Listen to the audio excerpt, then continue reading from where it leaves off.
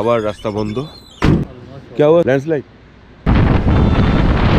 আমরা চোপতায় এসে পৌঁছে গেছি অনেকক্ষণ, তারপরে রুম ফুম নিতে একটু দেরি হলো। আমরা এবারে খেয়ে নেবো, কারণ রাত্রিবেলা 12টার সময় আমরা বেরিয়ে যাবো। এবারে আমাদের রুমটা একবার দেখিয়ে দিই। সব কটা রুমের আর তালাচাবি দিয়ে দিয়েছে, কারণ সোনা দানা হিরে জহরত সব রেখে দিয়েছে, ঠিক আছে? এগুলো কিন্তু কাউকে বলবেন না। আচ্ছা, এই হচ্ছে আমাদের রুম। এখানে হচ্ছে গিয়ে একটা রুম, এখানে সব চার্জ ফাজ হচ্ছে, আর এখানে আরো 3 জনের শোয়ার মতন জায়গা আছে। এই আর এখানে হচ্ছে এই বাথরুম। আমি আমাদের খুদের সদস্য একদম সঙ্গে বসেছি, খাওয়া দাওয়া করবো, তারপর সোজা শুয়ে পড়বো। তাহলে